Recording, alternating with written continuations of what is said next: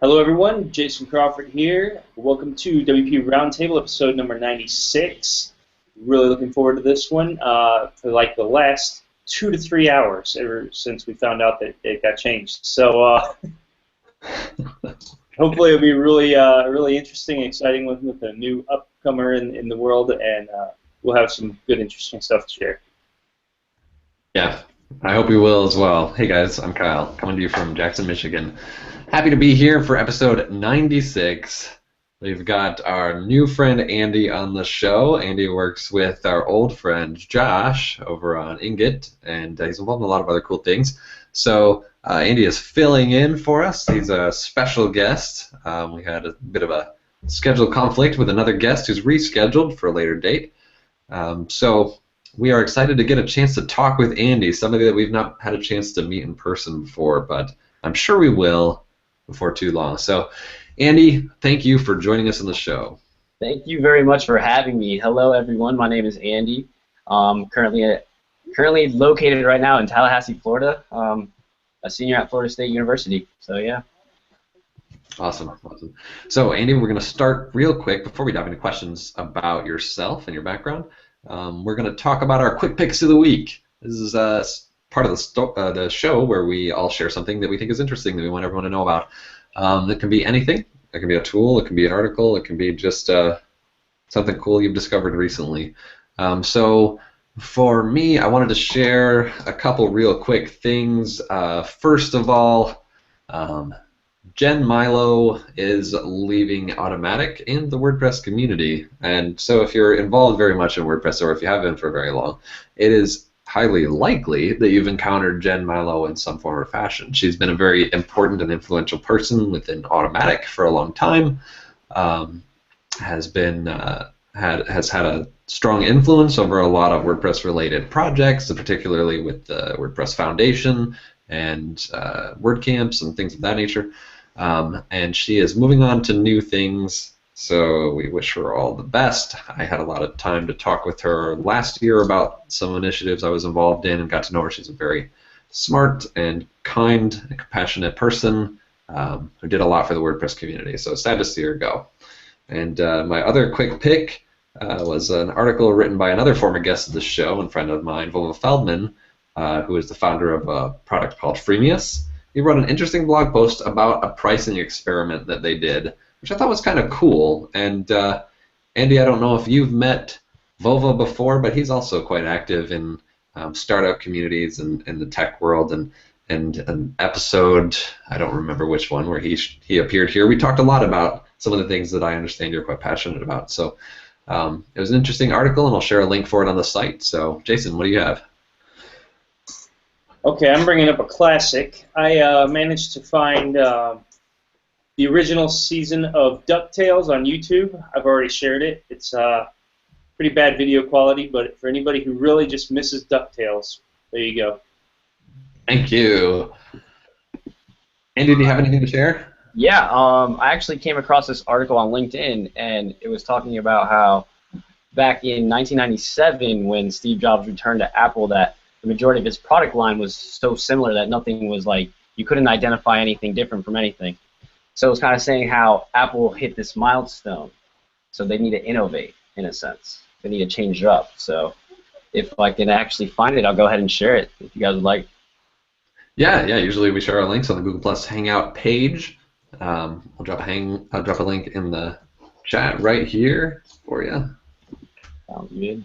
You can share your links there. So thank you for sharing those links.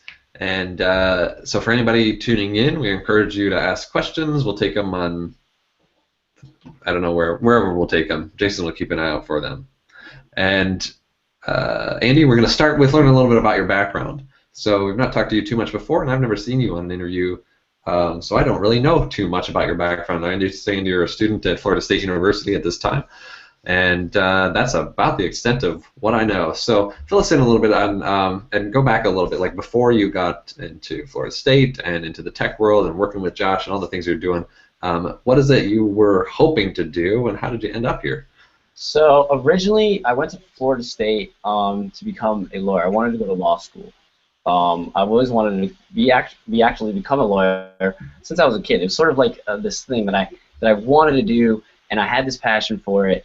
And sort of like actually going to school, and as like my college career progressed, I started to realize like this is not what I would really want to do as far as a career. And I was like, I started getting really pushed off in the sense of law, and as far as how corrupt it was, and as far as how the system actually worked. Once I was actually able to figure out how everything worked in the real world, it was sort of like a push off in a sense to where I was like, you know what, I don't want to do this. And, I always wanted to do something in technology. I don't know what it was, but I always wanted to create. I always loved, I had this fascination as far as like making an app and, actually executing it, presenting it to people, just actually seeing it grow. I always had that entrepreneur like spirit in me. My mother is an actual entrepreneur. She owns a business down south, a property management company. So it was always in my blood. And I was like, you know what? I'm gonna go ahead and put and do everything I can as far as like effort-wise to like try to make this actually come true.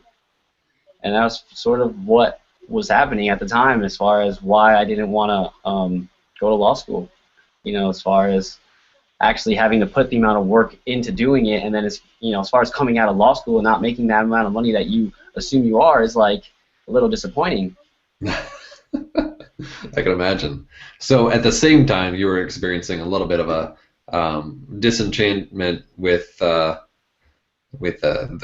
law school approach, and you were also feeling an attraction over to the tech space, but you didn't know exactly what form that might take. So, what were the next steps? You said, I want to get into tech. That's about all I know. What did you do to kind of discover your path? As far as getting into tech, that spring of my junior year, I found this link actually on Facebook, and it was like startup weekend, Tallahassee, Florida. If you're a student, it's free.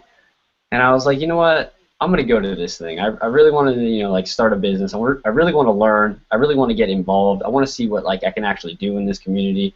And that was like initially my first step. I went to that 3-day weekend, sort of like a hackathon in a sense, and I was able to meet Josh, Christy, and through over that time period, even after that weekend, we had a totally different project at that time, with a totally different mission. We wanted to help like-minded individuals, collaborate and work together on businesses and ideas, sort of like a startup founder or co-founder labs, sort of like one of those businesses in a sense, make it a platform where people can, come and interact with each other and start businesses based off ideas. And, that was initially what we first started to do at Startup Weekend. That was our original, business idea. And then sort of August came along, and we hit this milestone, and we were like, kind of just hit, flatline. And we had this opportunity in January to pitch at FSU in the business contest, and we all, loved the chemistry as far as like how we worked with each other. And we just decided, like, hey, let's keep trying to do, let's try to figure out a different idea. Let's try to do something else. And Josh had the idea of wanting to do an A/B test because he always found it difficult that writing website copy was difficult for him, and he didn't have the time to test it or anything. So he was like, let's build a plugin for WordPress that does that. And I was like, that sounds kind of interesting. And then he he found out that he could do a couple of different other things, make it a little bit different, spice it up, do the automatic implementation process as far as after you get the analysis, then it does the implementation or the optimization of the result for you. He started figuring out, what are the cool features of what we can do, and that sort of like evolved everything else. And then everything else just started coming natural. We started doing our weekly check-ins as far as like meeting on Google Hangout, talking, discussing about what we were doing, making sure that we had goals each week and we were actually completing them. And slowly along the way, it just started slowly, started building and building and building. And now we're doing like you said, like you see Christy's doing a pitch at NYU today, and then I'm doing OneSpark in Jacksonville in 2 weeks. You know, I have Digitech this Wednesday for my school, where, you know, it's like a bunch of student businesses run by students, and they present like their tech innovation projects. We got that expo Wednesday, then we got One Spark 2 weeks from that, you know, so things just start coming along, but it's sort of like little milestones. As long as you make those like those like key, like this is what I want to do this week, and you accomplish that, you make another goal and you accomplish that goal. And as long as you do that, as long as they're small goals, you know, they don't have to be big, but as long as you keep making progress to that initial goal, you know, everything will work eventually. Well, I want to pick your mind just a little bit on that project that you said you were working on, the co-founding type project. Did you have any good takeaways, or is that still in existence? How did that work out? So, Foundry, we founded Foundry in April, and that lasted till roughly around August. Like I said, it flatlined. We couldn't innovate as far as like how could we distinguish ourselves compared to all the other competitors that we had out there. And we sort of hit like a rock bottom after we launched an MVP, and we didn't get good, you know, feedback as far as the actual idea as far as how it would work. But besides the overall takeaway is like what I took from that was like, don't give up, keep going. Like, it's just a matter of time, but don't give up, don't get bummed that it's just like this didn't work. You know, innovate, change, pivot, do something else differently. Don't give up necessarily, because I feel like the biggest problem is like people get so excited about working on an idea, and then they hit like this milestone or a rock bottom, and then they don't want to innovate, and then they just crash and burn. You know, people necessarily have this idea of like starting a business is like this. Starting a business is like this. Like, honestly, it's like a set of stairs. You know. Yeah. You're absolutely right. And I think there's a lot to take away from this. You know, your first foray into kind of like it was a software project, right? Yeah. Yeah. I mean, to come in and like have success, like real success on your first project would just be so unprecedented. Like that doesn't happen in the real world. Like every one of us who has any success has a trail of failures behind them that got them there. You know, so as some wise person, I can't remember who said it, but just always says fail forward. And so I'm sure there's a lot of powerful lessons taken away from that first experiment you guys did last summer. And you probably wouldn't be doing what you're doing now if it weren't for it. Yeah, honestly, I kept pushing through, and I was just like hoping, you know, maybe something else will happen. And luckily we found an Ingot, and you know, I've been working with Josh, you know, ever since April. You know, it's sort of been, you know, kind of sort of like a blessing in a sense, as far as like, you know, being able to meet him, and you know, him giving me all this information and just teaching me, you know, not like getting frustrated when I ask the dumb questions and things of those natures, you know, just actually, you know, putting in the time and the effort to just be like, hey, this is how we do it, this is why we do it, you know, like if you have any questions, ask me, you know, but I'm going to give you a general guideline as far as, you know, how everything should work. So, you know, it's been kind of, you know, awesome, you know, as far as doing different things, and, you know, sort of doing like this project manager thing, you know, after Josh will fix some bugs, you know, he'll go ahead and give me the new version of the plugin, you know, I'll go ahead and debug it, try to find some, you know, as far as mistakes, bugs, you know, little things as far as, you know, he wouldn't catch. I'm a lot more into like design and how something should appear, so I feel like I have like a general eye for that, you know, as far as catching it more frequently. So we've danced around it a little bit, the Ingot product. Maybe you could, you know, for the sake of any of us who are only loosely familiar with it, or anyone else tuning in, give us a rundown of what this product is. Who's it for? You know, give us the pitch. So honestly, it's really one of those things where it's like, if you have a startup, right, and with this startup, you're gonna run 1,000, not 1,000, but you're gonna put copy on the internet, and you're gonna try to figure out if it's gonna attract people, right? But you really don't have data. This is all guesswork. This is a hypothesis. You know, you're gonna put, and it's sort of like an experiment. But if there's like a tool out there that you could use that does the actual analytics, because me myself, I don't know how to do analytics. I don't want to sit there and read the reports. Bigger companies obviously pay people to do that for them. So if there's a tool out there that can do that, then as far as collect the data, figure out what's producing more of a lead or an actual sale, and then on top of that, optimizes your layout for you, so you don't really have to go back in there. All you really have to do is just implement what you want done. I mean, I don't understand how, someone wouldn't want to try that out as far as using Nugget. Well, yeah, I think it's really interesting, but I want to take half a step back. I want to ask you. So you mentioned that you launched the MVP on the Foundry project, and then I assume you also had an MVP for this project. Would that be right? Yeah. It was sort of like an invite thing, as far as me and Josh, we would go to like events, or it'd even be Christy, doing some of the events out in New York, Pennsylvania, etc. And we had these like little flyers. We would tell people what the idea was, and if they were like interested, then we would hand them the flyer with the access to the shortcode, and then they would be able to download the actual beta. And how did you guys measure that MVP for both for either or both of these projects? As far as like validating it? Well, how did you guys generally lay that bottom line of this MVP is successful, I'm going to push it, or where do we set that line to launch at the MVP? Okay, we sort of did like a milestone as far as like trying to get 100 users on it, between 3 months roughly, and then on top of that, we also even had the competition in January where it was sort of like validating your idea. Is that for this one or the other one? This is for Ingot. For Ingot. And in a sense, it was those 3 months. We gave people the actual product. We had them try it out. We got their feedback as far as like what they like, what they didn't like. We got some ideas as far as how we could improve A/B testing or do something differently than our competitors.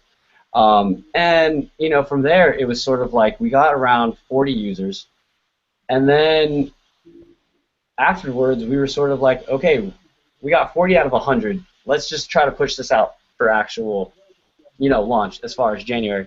And, that was one of those things where Ingot was an interesting project because Ingot didn't have the greatest launch story, okay? We had a lot of ups and downs. Our actual website was busted for a little bit. It wasn't really working properly. But those are things that, you learn as you go. Sort of like when we have a new project now or when we have a new launch for a new feature, it's something that we're going to not run into as far as like we had one problem where people couldn't buy it if it was actually out on market and they couldn't buy it.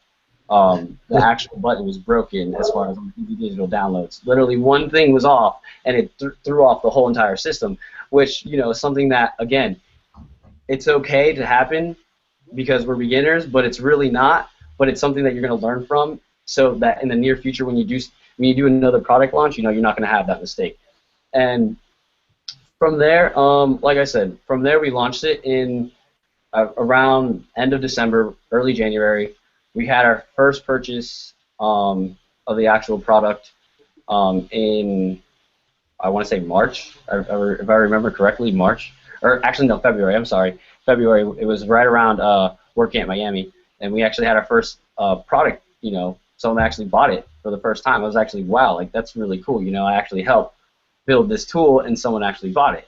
That was really interesting. And from there we decided to start trying a couple different pricing methods as far as our business model. And so we started trying to get into that freemium model where people can actually use it, interact with it first before actually purchasing it and seeing how it functions. Sure. And that's sort of how like everything has gone since launch. Fascinating. And as well as coming like the thing that really helped us out too was when we competed in my school's competition, because we took third, so we won $3,000. So that kind of helped us a little bit as far as like doing our initial marketing, because now we actually have some funds to do some actual ads and stuff like that, some fun things. Nice. That's pretty cool. That's pretty exciting. And so, help break it down for us a little bit. What sets Ingot apart? Imagine I'm a somewhat educated person and know about tools like Optimizely and a handful of others that exist and understand the concept of A/B testing. But what makes Ingot special? Okay. So all right. So what makes Ingot different, distinguishes itself. Okay. Let's see.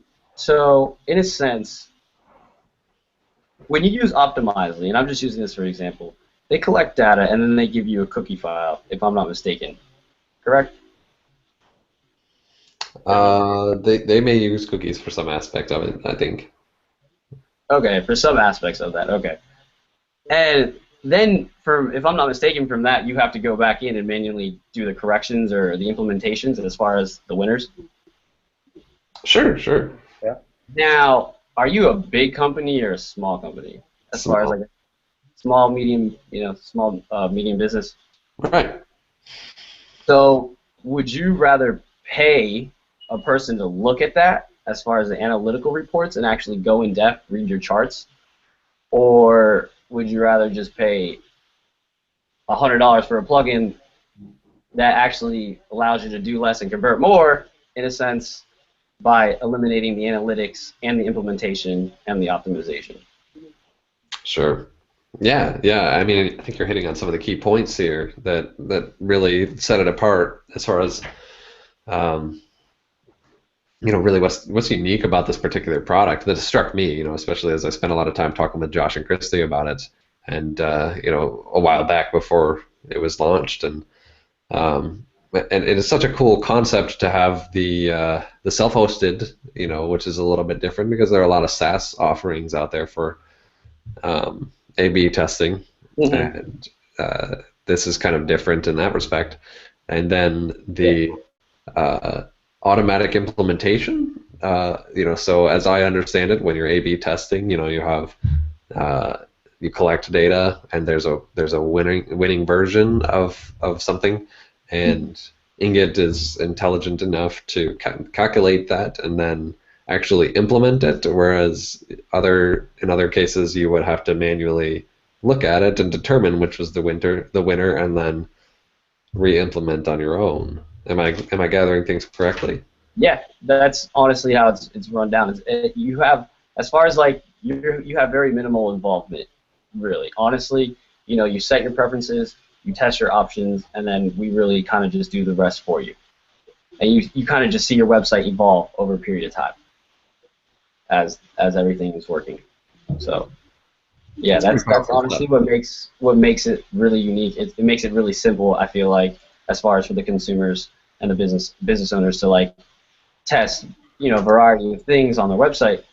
And also, like I said, money is also, a big factor. We want to help people, save time, save money, because I can't pay for an analytics guy to sit there and look at my report, or pay a consultant to tell me what I'm doing wrong, versus, if there's like an option and I can even try it out, like the Nugget version, and see how we work, I would definitely try the other route.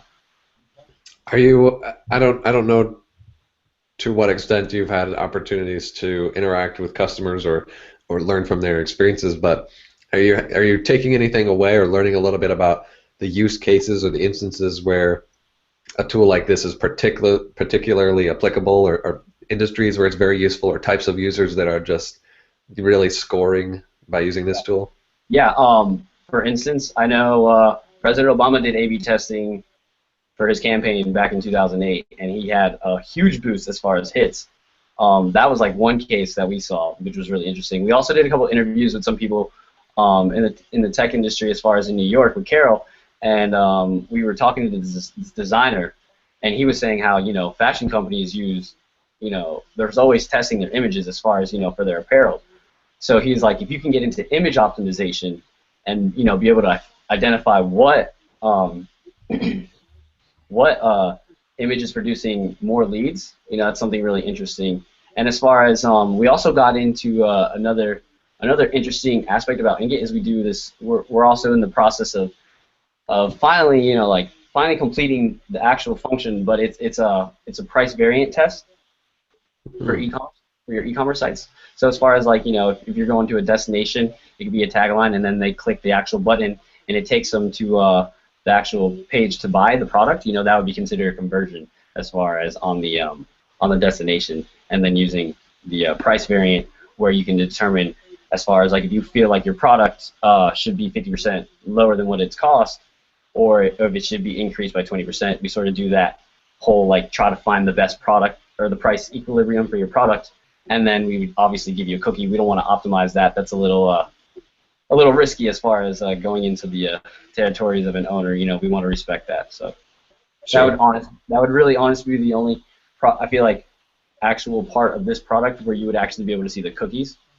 Like it would be a cookie file, just because, you know, like I said, we don't want to do that implementation for a price. You know, that's a little red zone.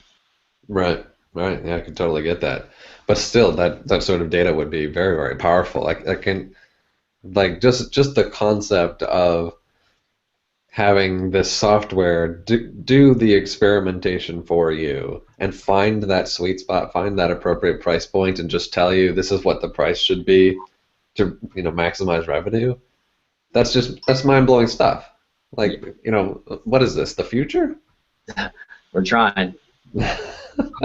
We're trying, honestly. We're trying. But it's okay. I mean, that's sort of how like Apple was, you know, like we're sort of like that shark right now where we're trying to make everything simple. You know, dumbify it to the most simplicity of a user, you know, not to make it as technical and complicated and complex like sort of these other systems. You know, the UIs are really like, what the heck am I looking at sort of thing, you know. We're trying to dumbify the whole process of A/B testing.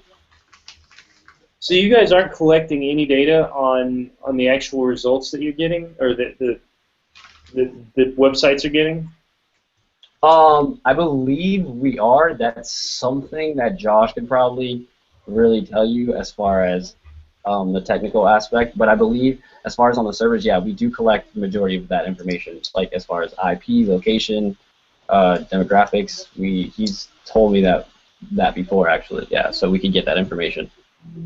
I don't know if it's collecting right now as far as on our servers, but I know we have access to it. Okay, that's awesome. I think it'd be really really great to see that information at some point. Maybe, you know, generic stuff in blog posts or an ebook of some sort. So I think that would be really great information to share. Yeah, and that's sort of like we're also in the midst of Josh is doing this like web course for the actual like API as far as like how he wrote Ingot and stuff like that. You know, he's getting ready to push that out soon. So that's really exciting to see like how he built this whole system from scratch. Yeah, it seems like it's really powerful. I'm kind of looking at the pricing and everything right now, and it seems like you got a lot of options, including a few that are coming soon as far as the price testing and whatnot. Yeah. I think it really provides a great service to those, like you said, that don't have the time or the money to spend into analyzing all this information on a standard A/B testing.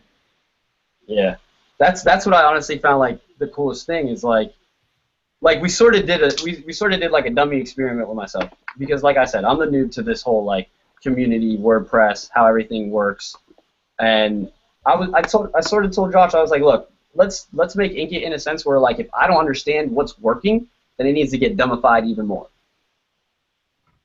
You know, let's use me as the experiment in a sense. Well, if you ever need anybody dumber, just let me know. All right. You know. Yeah. Well, awesome. It sounds like you know, you guys are really onto something pretty cool, which we know. Josh is on my list of people that I think is really going somewhere and doing cool things, and Ingot looks like an awesome product. So, how do you feel, Andy? Do you feel like you're really finding your place that you were looking for when you moved into the tech world? As far as like what's going on right now, I feel like, yeah, I just feel like it just takes time, and like there's a statistic out there I remember reading. It's like usually entrepreneurs usually give up or fail in the first 6 months. You know, if I already passed that 6 months, I shouldn't go back.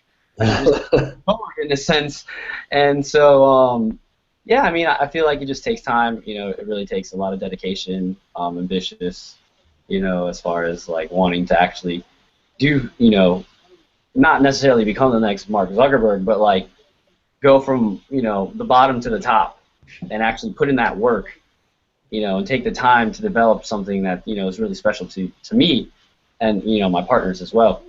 And, I feel like it's just, lessons after lessons after lessons. I've pitched at like 3 startup cases. I've started at the second one, literally for a minute, but I caught myself and I was able to, overcome that situation. But, it's everything as far as like I learned from that. It's like, it doesn't matter how much I practice, you got to keep practicing. I got to go to the room before the day of the actual pitch and just sit there and just envision what I'm going to say and how it's going to go or how I want it to go. Things like that. Things that you have to just train yourself to do. It's not like if I want. It's something that I don't want to do, but I have to do it because it's going to make me better. And it's putting in that time. And if this is what I really want to do at the end of the day, then I'm going to succeed at it. If I just keep putting that time and the effort in that I already have, it's just a matter of time.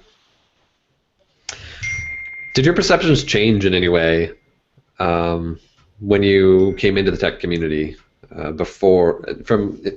think about how you thought of the tech community, think about how you thought of the world of tech in terms of the technology that's out there, the people that are in the tech community, the money that's in the tech community, the businesses, everything about it. You had a perception before you said, I'm going to attend to this first event and immerse myself in it and really try and make a go at it.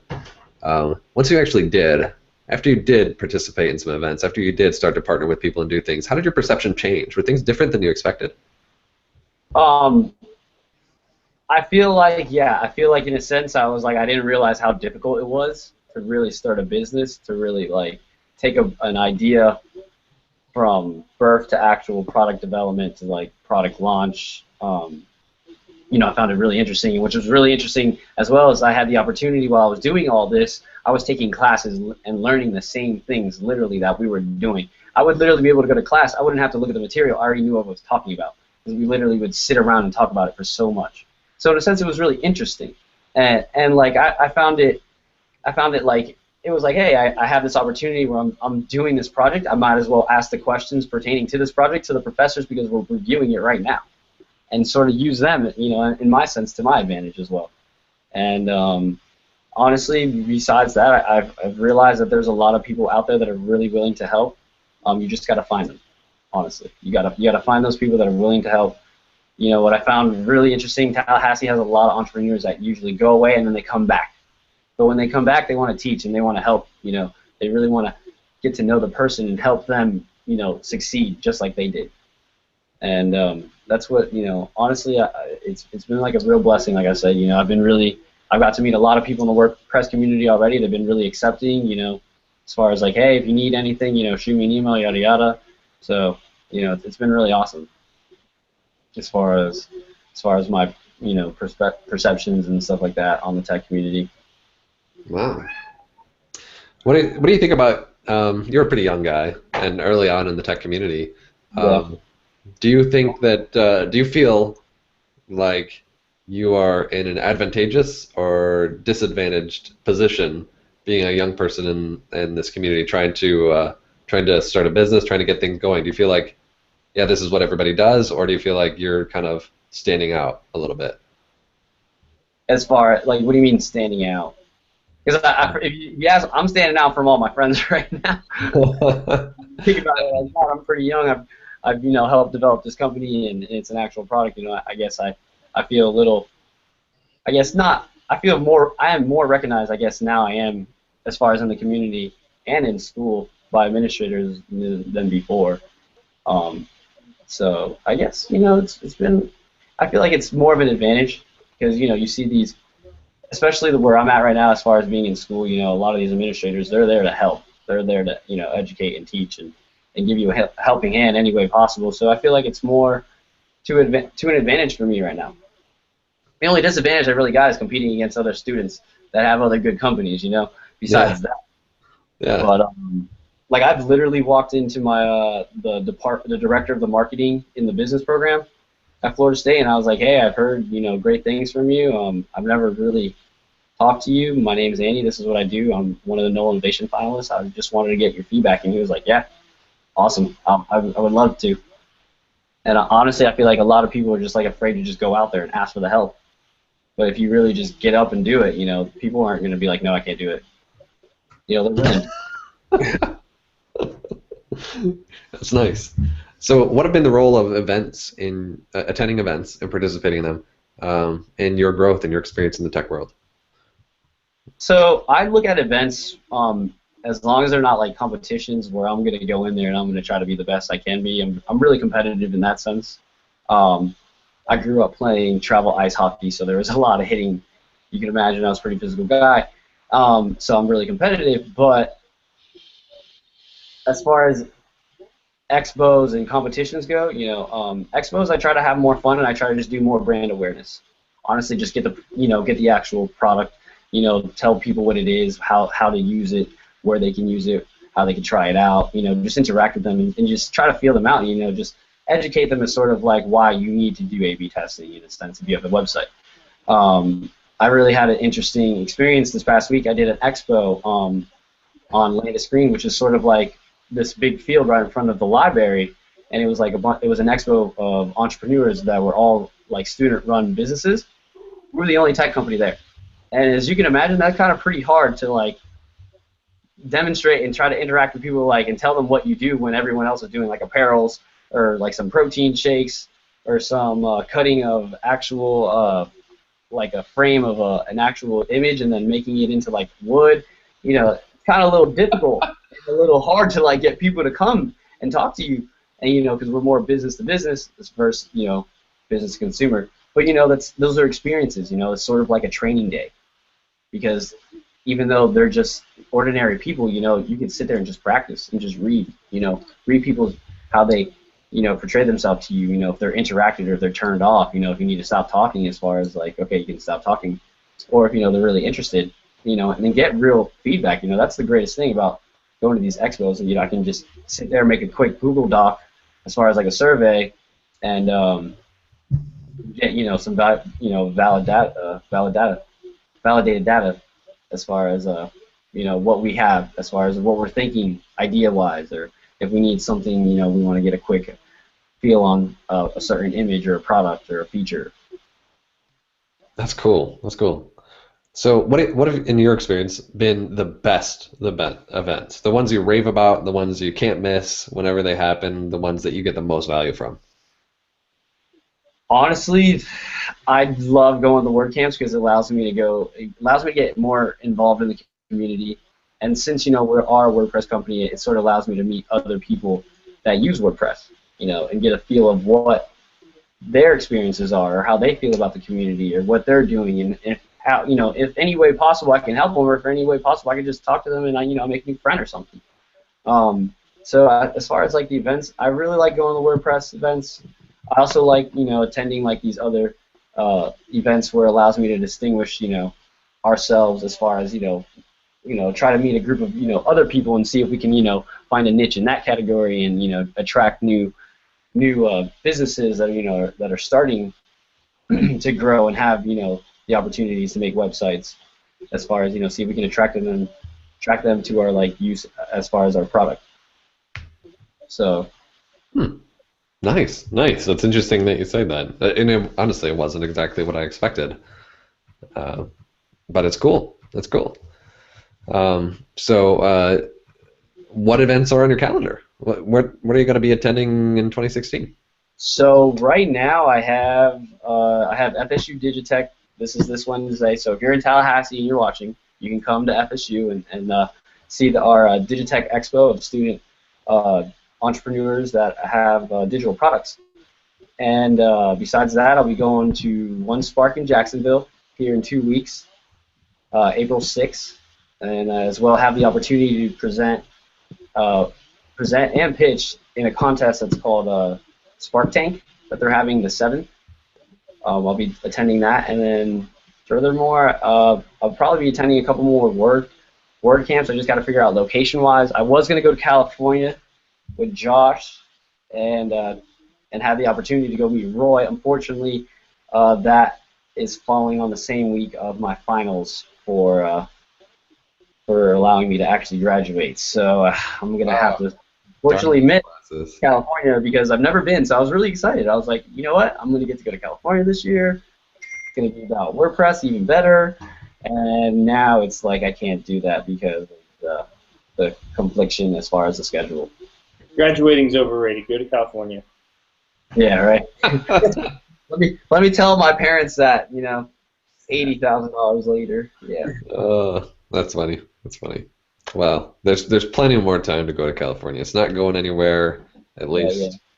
So, but honestly, besides that, I'm finally graduating, and I'm going to be attending a lot more WordPress events, conferences. Great, Yeah. great. Maybe doing some speaking? Yeah, maybe actually, yeah. I've actually had the opportunity at I met the social media sass queen on Twitter, Hmm. um, and she does a tech conference in Miami in July, and yeah, we got invited to go expo/talk on A/B testing. So I'll probably most likely be doing that'll be like my first initial talk, which would be kind of cool. I've never actually had the opportunity to experience that, so something new to put on the bucket list. It's pretty cool. You're getting well prepared. Yeah. I'll say. You're starting Now it off what you right. drill here has got to be harder than a prepared presentation. Yeah. Honestly, the presentations are scary. They're nerve-wracking, but they get easier as you do them more frequently. Well, just imagine there's 700 people watching right now, and you'll get comfortable. That's fine. I haven't really messed up yet, so I'm okay with that. Yeah. Yeah. Well, cool. That'll be great. It sounds like you're on a really good track, for success, and um, would love to see you, presenting at more events, and I'm sure Ingot is going to go really well. I understand you went to a hackathon or something in Ann Arbor. Yeah, yeah, I did. I went to my first hackathon called MHacks. It was a part of a school organization called Technol here at Florida State, and that was like honestly where I really got involved, and I started learning a lot about code, and I started being able to get like a little bit proficient as far as like in HTML and CSS, and I started learning JavaScript.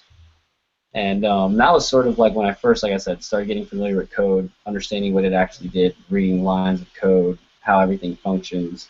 And it was just an unbelievable experience. And it sort of just like blew my mind as far as how everything really does work as far as, behind the scenes of websites or apps or, even on this computer screen, how everything, functionality, program. And that really allowed me to be like, wow, like this is honestly what I really want to do, and I made a really big push as far as trying to get involved, and I've been doing a lot of I've been doing not that many hackathons ever since. I went like on a little like spree, little binge of hackathons, and then I took a little break, and now I'm just hanging out, trying to get ready to get to graduate, so it's been a little bit more time consuming as far as doing extra school activities and participating in organizations. So That's pretty cool. I remember seeing that hackathon show up on the schedule, and I said, if I've got time, I'm going to go to that, and I didn't end up having time to go. But it just looked amazing.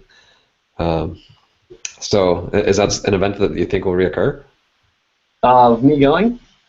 Or just the event in general, Oh, either? yeah, of course, of course. I think they've already started the actual progress of like organizing that event. Oh, great. I had an idea based off the event, sort of wanted to use WordPress, and I bought this domain called Hacks for Dummies, and I want to sort of like educate people about hacks, simple hacks as far as what people can do, and that's sort of where I got this idea, sort of like something on my agenda that I haven't been able to get to, but start a blog as far as like how to create these simple hacks for people. That's pretty cool. That's pretty cool. It would be like everybody else, have about 100 domain names with 100 ideas and never get around to most of them.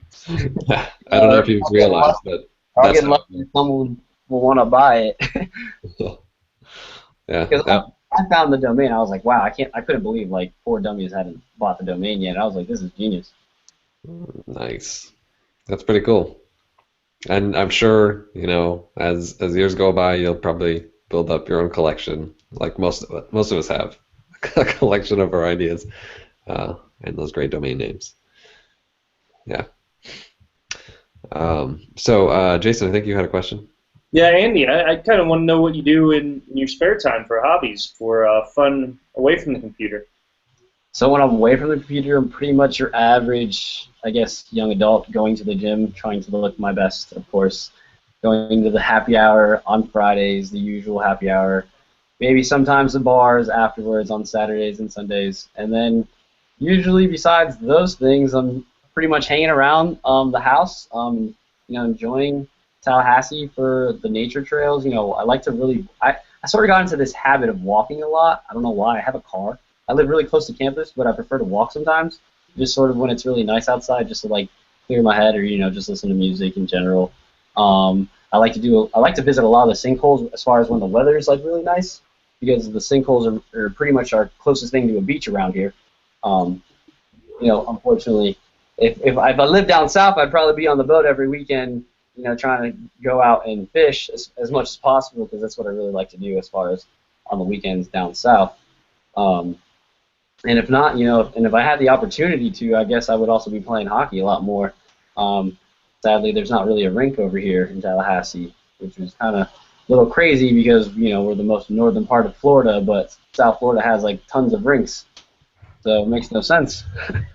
That's unfortunate. Another idea that I had that I said, I was like, I might as well start the North Florida Hockey League, but I don't have $6 million to build a rink.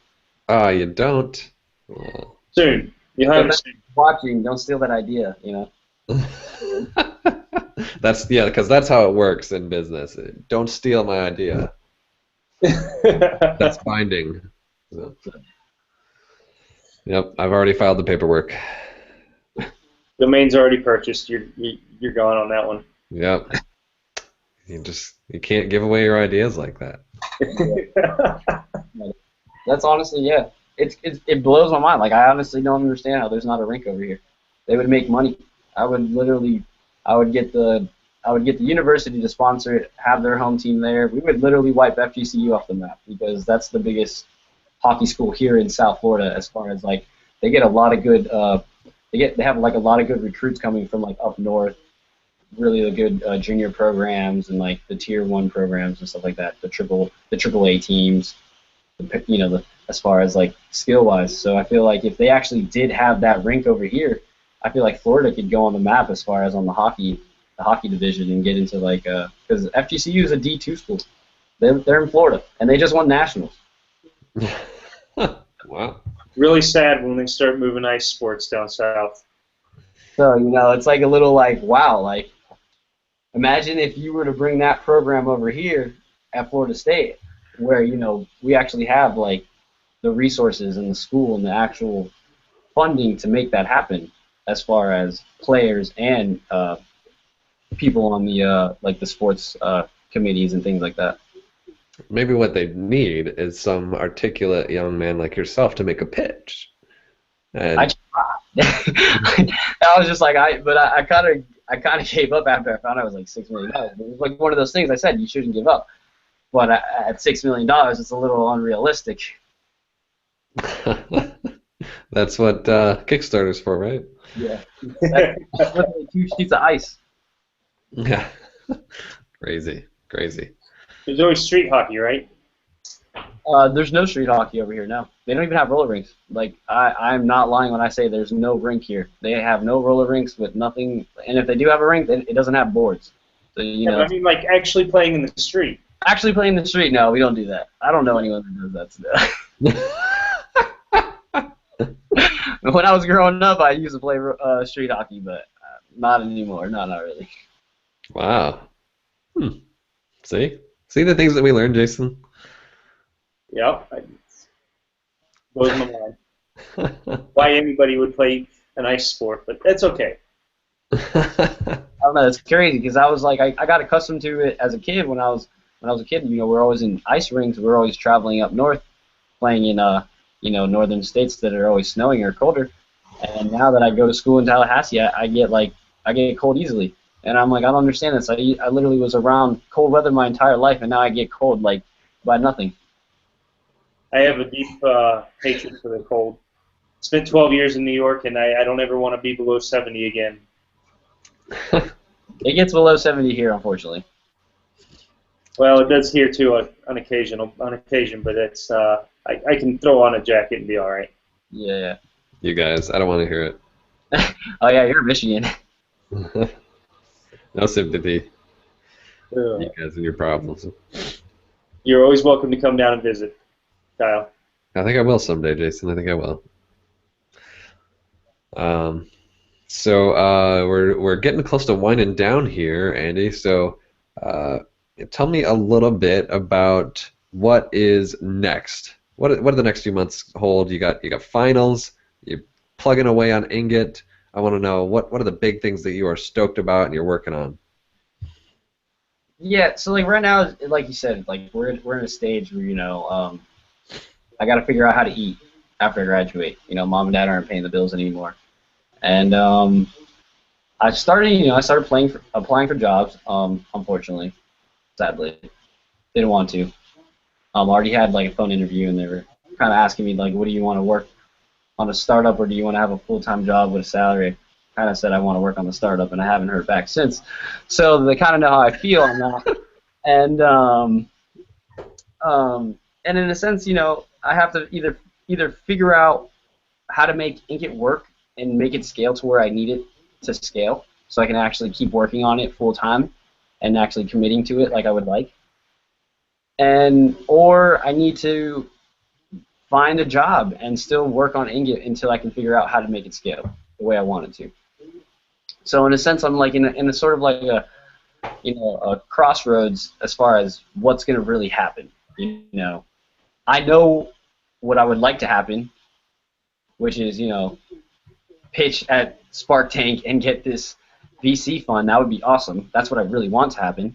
But I also have to be realistic and prepare for the worst always, in case. So besides that, honestly, my biggest thing right now is graduating, so I can get that over with, not have to worry about it, and then try to, I have pretty much like a good 3-month period from graduation until mom and dad cut me off to figure out how to get it to work. So honestly, those 90 days, I'm going to probably be doing everything possible in my power to executing sales, leads, generating everything as far as the actual product and making sure everything is working the way it should. Well, once you're done with school, I mean, you'll have that much more time to dedicate to it, and giving it your full force, I'm sure you'll be able to crack the code. Yeah, yeah, exactly. Crack the code. It's literally what it is. It's literally like a playbook. Yeah, well, the product's great. And knows everywhere. I got to just figure out how to get them to the touchdown. I am pretty confident that you guys can pull this off. I mean, it's a great product, and there's a good fit in the market, and Josh is a brilliant guy doing a lot of cool things. He's got a lot of goodwill in the community, and Christy's doing a lot of cool things too. So I think you guys are really going to go somewhere. Just stick to it. I can't wait to just see how things turn out and find my own use cases for Ingot, and wish you all the best. Thanks. Yeah, I really appreciate that. Yeah, I really think we have a interesting little trio. With everyone having their own unique skill. We just, need to really learn how to hone that opportunity when we have it right in front of us. You think if Ingot really takes off, you might explore like other product opportunities and things? Like other startups or like other features? Other startups. Yeah, in a sense, I've kind of really, in my mind, I've always really wanted to be like a serial entrepreneur. Really want to like help find these businesses that are really interesting, are really innovating, and that lack the funding, and help them grow. Or that sort of like, and I sort of feel like that's what's going to happen, with us, or maybe not with Ingot. As my entrepreneur years, continue. I really want to find that individual that's going to really help us get us to that next level, and teach us what we needed to teach us as far as what we didn't know before. Because obviously he has more expertise than us, and that ability to just give back to the next person under me. That's awesome. Yeah. How about this? What are the names of some people that you think we should invite on our show in the future that would make great interviews? Ooh, that's tough. Have you guys had Roy? Do you know who Roy is? No. What Roy? He's our front end developer for Ingot. He does all like the button features and layout as far as UI work on Ingot. I think he'd be a really interesting guy to bring on. I know he does some podcasting himself, so I feel like he has a couple interesting topics and discussions he would like to, probably share with the community. Cool. Yeah, thanks for that suggestion. So, last question for you, Andy. If anybody wants to get in touch with you, or, how can they do so? And is there anything else that you really want to pitch or encourage people to check out before we go? So if like you want to contact me, really, just you can find me on Twitter at that guy Andy L. Kind of, I try to make it as catchy as possible. And you can also find me through LinkedIn through my first name, Andy Larreategui, and last name. And then you can even send me a friend request on Facebook if you'd like. I'm pretty much active on all 3 platforms. I'm pretty much either tweeting or posting or liking statuses, etc. on all 3 throughout the day, and staying connected with the social media world, of course. So as far as that, you can catch me on that, and you can also have the opportunity to add me through my website, which is handyandyl.co. Oh, great. Nice. All right. Thanks for sharing that, Andy. I really appreciate you taking the time to join us tonight. Thank you very much. Oh, I had fun. I was a little scared. I'm not gonna lie. I was a little nervous. I was like, I don't know what they're gonna ask me. I was like, oh my god. I was like, Christy, why are you doing this to me? And I was like, oh, screw it, I'll do it. Well, thank you very much for jumping in last minute. We try to get questions out to people beforehand, but yeah, thanks for sticking it out on the hard case and coming in blindfolded. Yeah. No, it was a privilege and an honor. I really appreciate it, guys. Thanks.